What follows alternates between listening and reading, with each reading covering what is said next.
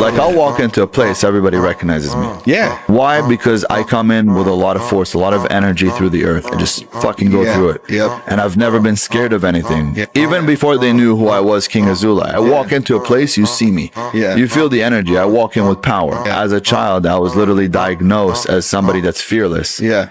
I felt like I was a god on this planet. Yeah. But it's because some people are literally born with some type of temperament inside of them that makes other people fucking scared. My parents would constantly find me at the highest places, highest building, tallest buildings, looking down, tallest trees. I'd climb everything. Right. You know, I'd wreck my body. Yeah. I've been in the hospital so many fucking times as a kid. Yeah. And the reason is because I had no fear. My handshake is very powerful. Right. And someone that's confident could tell that I'm confident because I walk very confident. Right. And it's pure. Yeah. He could feel it. But someone who's not confident gets scared and he can't tell the difference. Yeah. And he's like, look at him, he's acting cocky. Come here. Shut your stupid ass up. Do you have experience in counterterrorism? For about a decade. I was almost multiple times. Wow. I was already tied up once, ready to have my head off. I've seen it all. I've seen bodies, pieces, guns, knives, M16s, Uzi, short Uzi, mini Uzi, you name it. My family didn't know. Nobody knew. Nobody knew until now.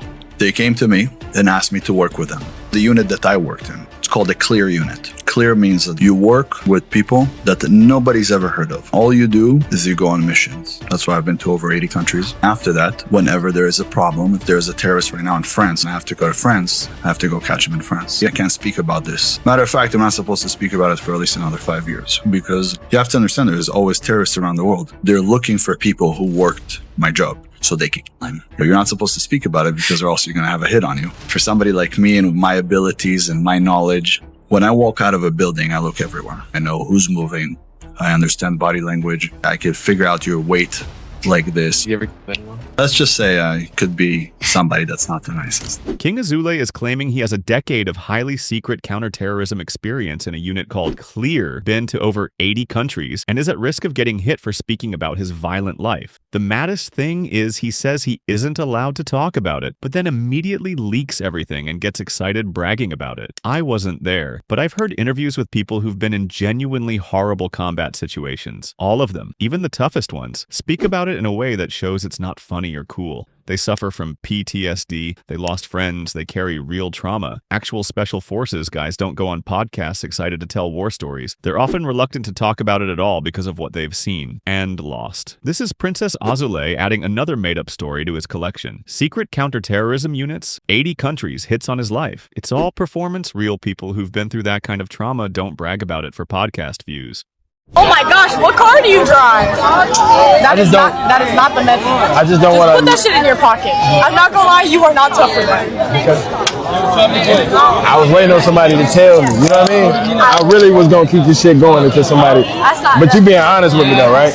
She's absolutely right. Wearing your car keys as a necklace screams insecurity, not confidence. You don't need to wear your possessions to prove your worth, but you know what you should be concerned about? What's already out there on the internet about you without your knowledge. Speaking of which, let's talk about today's sponsor, Aura, which helps us improve our videos while keeping us safe online. Let me show you something disturbing. This is the type of detailed report data brokers are selling about you right now. Your address, phone number, relatives, income, everything. These companies are making billions selling your personal information without your consent, and they don't care if scammers, spammers, or stalkers buy it. That's where Aura comes in. Aura protects your privacy by identifying data brokers, selling your info, and automatically removing it from these sites and keeping it off. What separates Aura from other services is that nobody offers as many features for the same price. You get dark web monitoring, real-time fraud alerts, 24/7 identity monitoring, a VPN, antivirus, password manager, and if anything does happen, $5 million in identity theft insurance with US-based fraud experts available around the clock. You can try Aura free for 14 days at aura.com/Adonis. That's enough time for Aura to start scrubbing your personal info off these data broker sites without you lifting a finger. Link is in the description. Take control of your privacy. You deserve to feel secure online. Now back to the video.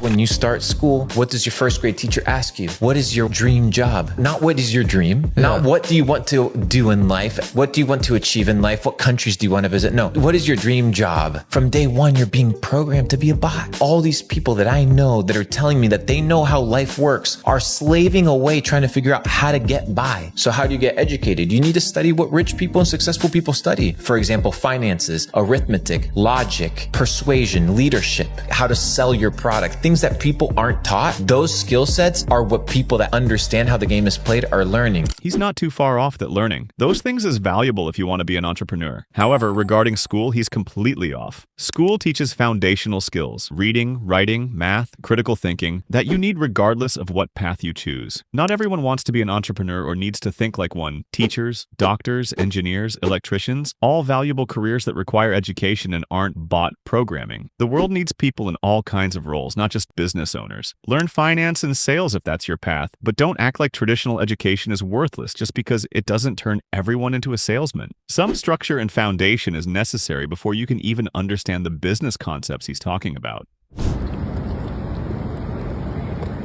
A wise man once told his wife nothing because he was a wise man.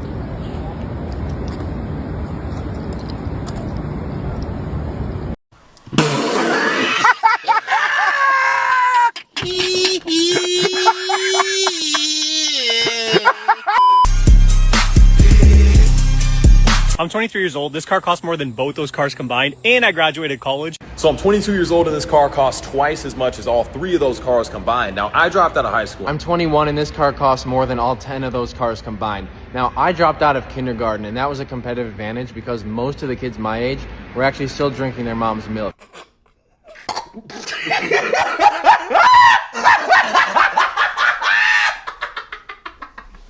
God wanted us to be naked. Nobody's gonna remember anything anyways. Do you remember the booty that you saw at the beach 2 days ago? No! The world moves.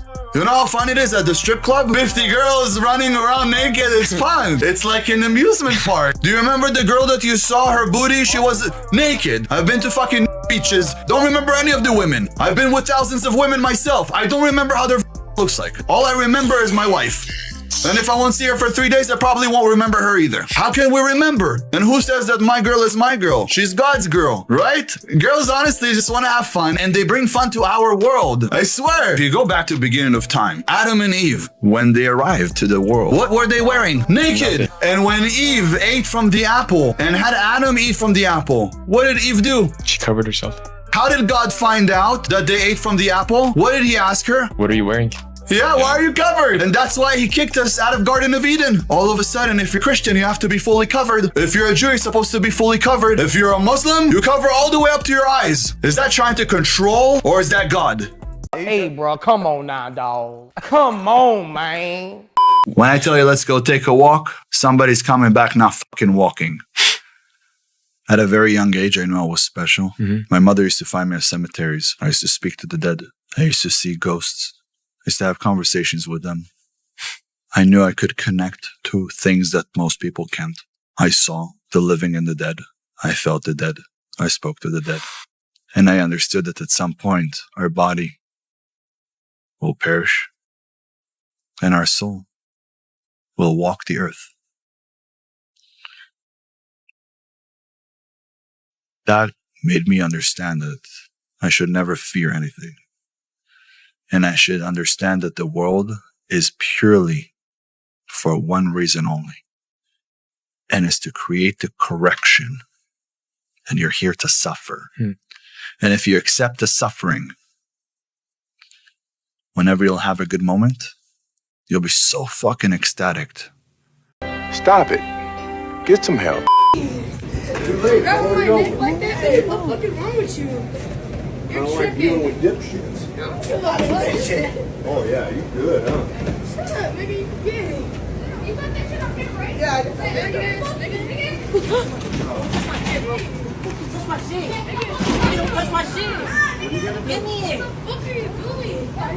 Bro, give me it. Bitch, don't be touching me. Give me it. Why you touching this nigga, bro? You fucking The kids were wrong for the harassment, but responding by forcefully taking their property just escalates the situation. And now he's also committed a crime. He should have walked away instead of taking matters into his own hands. Both sides handled this poorly. Don't harass people and don't steal phones when disrespected. Walk away from stupid situations instead of making them worse. Guys that are like 160 pounds will comment, "I'd look like you if I was on steroids." Dude, you don't even look like you're on food.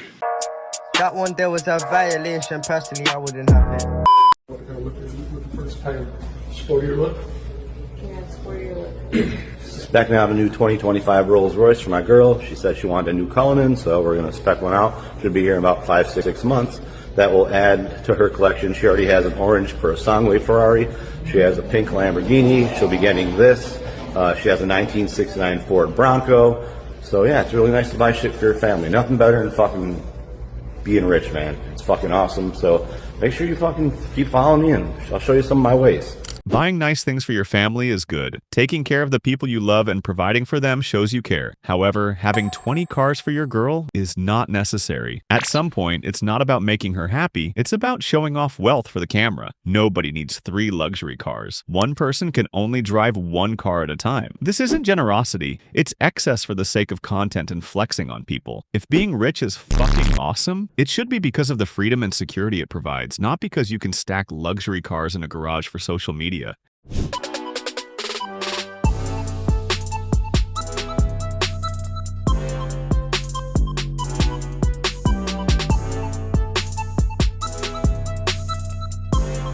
Ooh.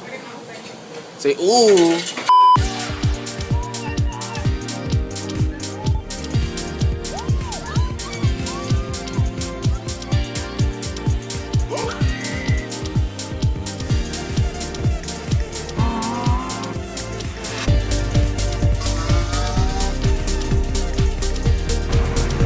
This clip mocks people for getting emotional over unboxing a Labubu collectible, then immediately cuts to the creator flexing their cars and expensive accessories. Let me point out, it's basically the same thing. Both are being happy over materialistic things. Someone getting excited about a collectible toy they enjoy is no different from you getting excited about your car or watch. Both are material possessions that make you happy. The only difference is the price tag, and that doesn't make one person's joy more valid than another's. To some extent, it's nice to enjoy things you've worked for and bought. There's nothing wrong with that. But the moment you think you're better than others because you have something they don't, you've lost the plot. Looking down on someone for being excited about a $50 toy while you flex a $100,000 car is pure hypocrisy. Let people enjoy things, whether it's collectibles, cars, watches, or whatever. If it makes them happy and they're not hurting anyone, why mock them? Especially when you're doing the exact same thing, just with more expensive items.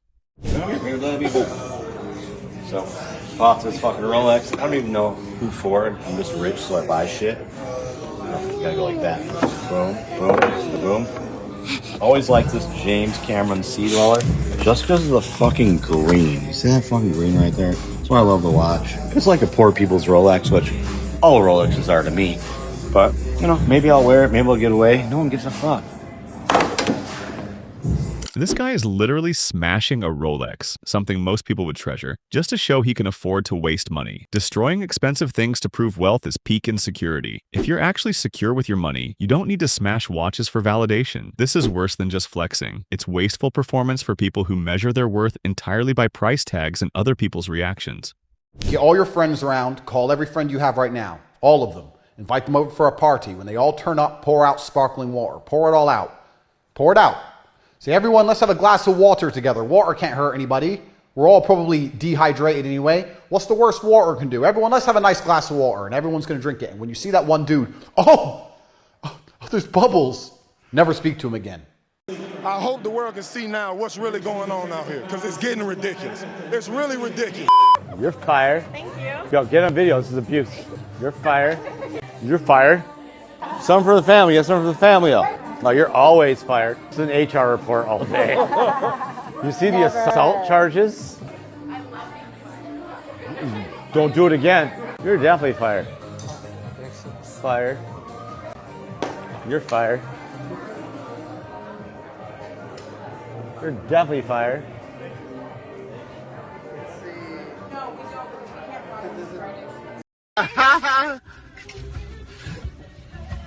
Next time your girlfriend says, let's go movies. No! No movies!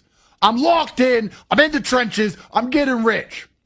Stand by me and enjoy the fruits of my labor, or be gone. If you have to open your door that wide, you're too fucking fat, whore.